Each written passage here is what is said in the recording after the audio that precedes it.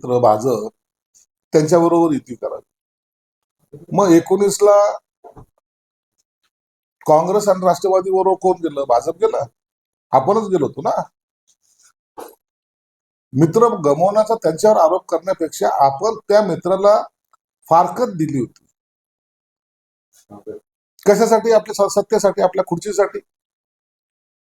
म्हणून हे गमवणं किंवा बापा आपल्यामुळं तो भाजप दूर गेला अशातलं काहीच नाही ना. शेवटच्या क्षणापर्यंत एकनाथ शिंदे साहेब बोलत होते. आपण एकदा शेवटची भाजपला बोलायचं का? तुला बोलायचं तू बोल. हे वाक्य कुणाचे? संजय राऊत त्याला साक्षी नाही का? म्हणून जी झालेली चूक आहे आता ती दुरुस्त करण्यासाठी अशी डायलॉगबाजी करणं हे ठीक आहे, राजकारणासाठी ठीक आहे, परंतु वस्तुस्थिती हीच आहे ना. ज्यांच्या बरोबर 25 वर्ष सडली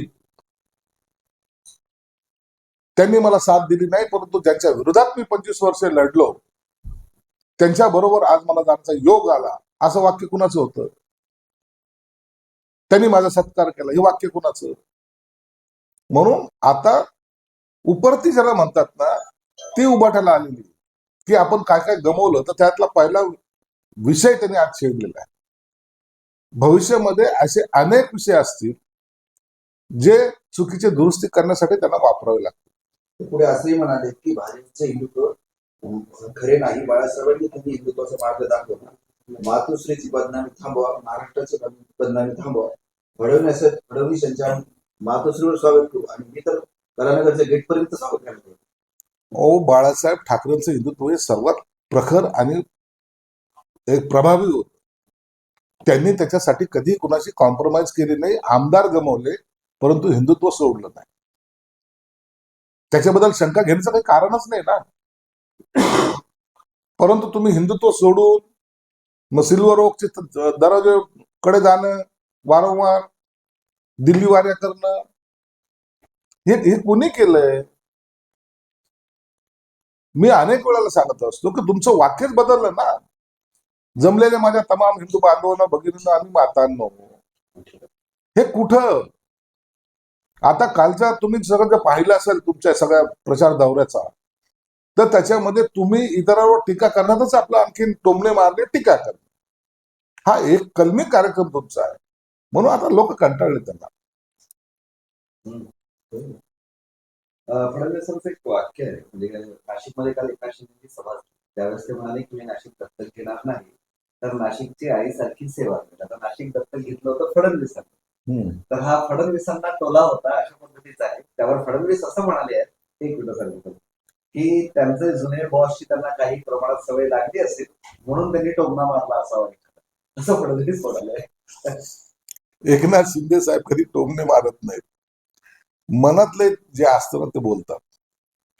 आजही तुम्ही सर्व प्रचारामध्ये बघा, त्यांची लाडकी बहिणीबद्दल असलेली आस्था ती वारंवार आवर्जून त्याचा उल्लेख करतात. नॅचरल असावं लागतं माणसाला, बोलताना हे नॅचरल असलं पाहिजे.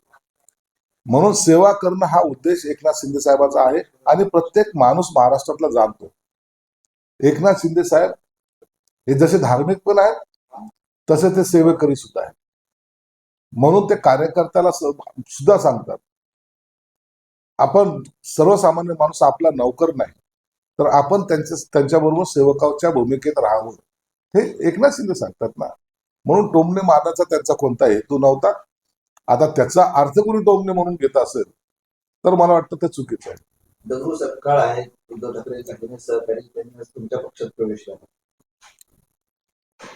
दगडू सपकाळ हा आमच्यापेक्षाही सिनियर, म्हणजे शिवसेना प्रमुखांच्या ज्या जवळच्या लोकांपैकी असलेला एक दगडू सपकाळ.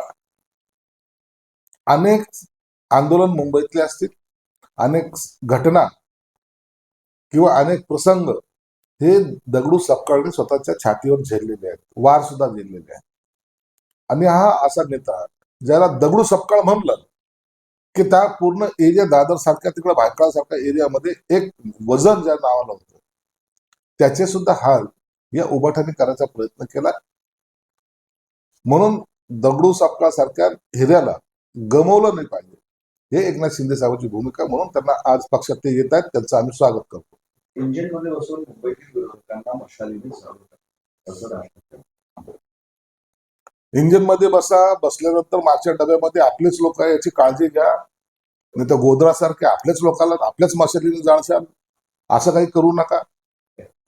कारण की आजकाल तुम्ही फार भडक भूमिकेत आहात, गरम डोक्याने समोर जात आहेत, म्हणून आपल्या बरोबर असलेल्या साथीदारांना त्या मशालीने जाळता कामा नये, एवढा आमचा त्यांना सल्ला असेल.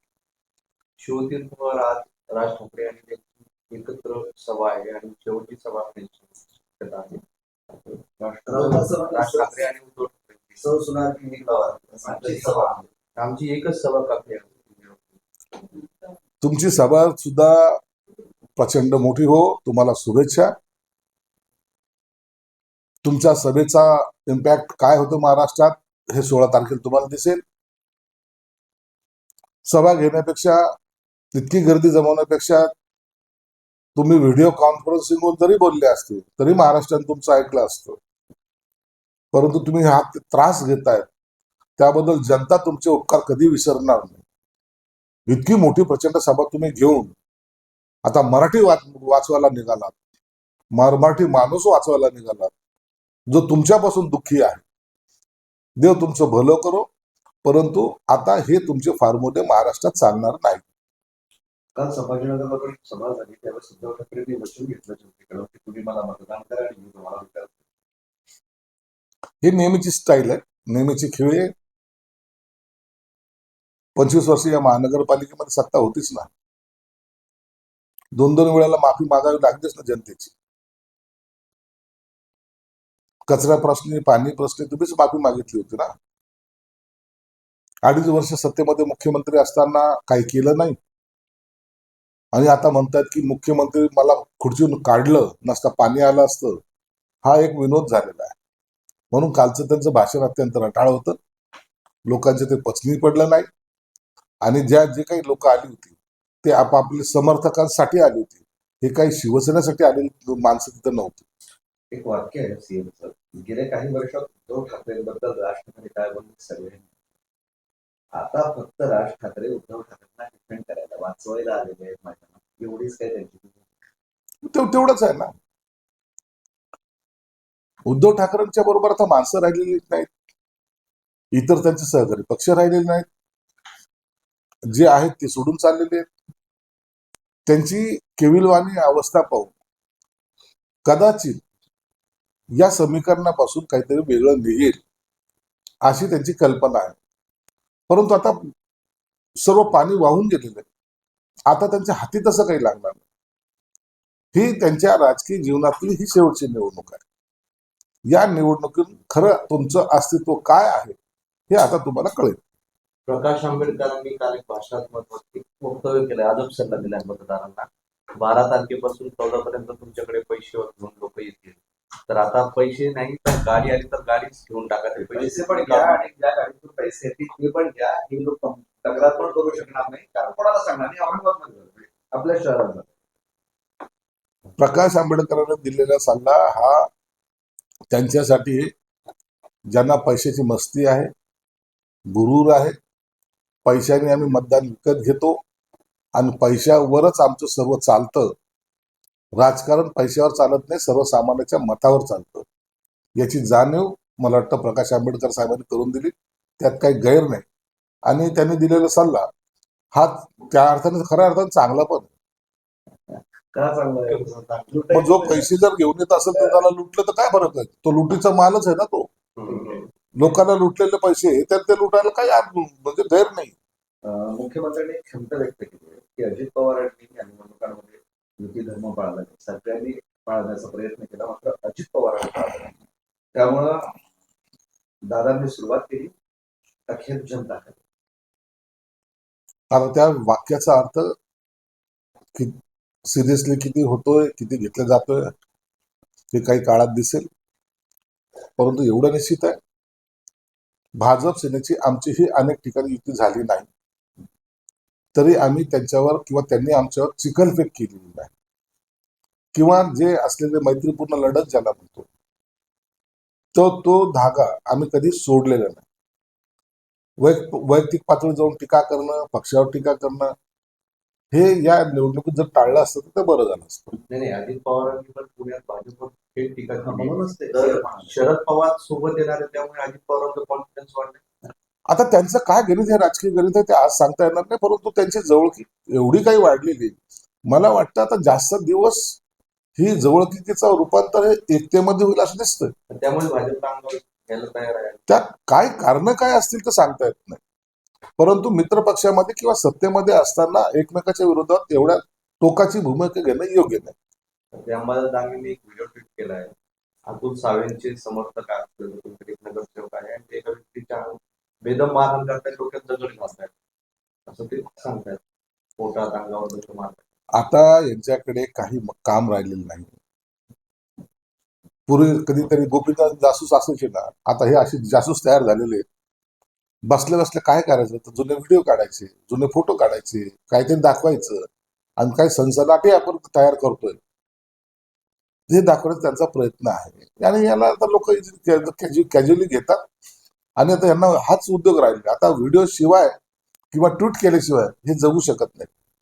रावसाहेब दानवेंचा त्यांनी एक व्हिडिओ ट्विट केलाय ज्यामध्ये काहीतरी काप आम्ही तुमच्या पाठीशी आहे अशा प्रकारची दानवे बोलताय. जुने सगळं जर काढलं ना तर ह्यांचं बी लोकांनी जुनं काढलं तर थोडं महागात पडेल ना. त्यांनी समजून घ्यावं आपण जुनं काय केलेलं आहे.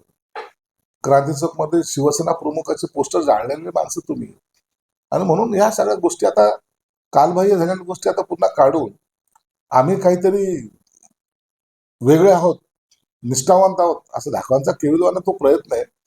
ही खरी अर्थानं ही चढावड जी आहे ना, खैरे मोठे का दानवे मोठे याच्यात लागलेली स्पर्धा आहे. नाशिकमध्ये तुमच्या शिवसेनेचे उमेदवार आहेत आणि त्यांच्या मतदारसंघात जादू करण्याचा प्रकार घडतो. आता सगळ्याकडे जादू उठवणं, लिंबू कापणे, सोया टोचणे सुरू आहे. हे आम्ही ठिकाणी सुरू होईल.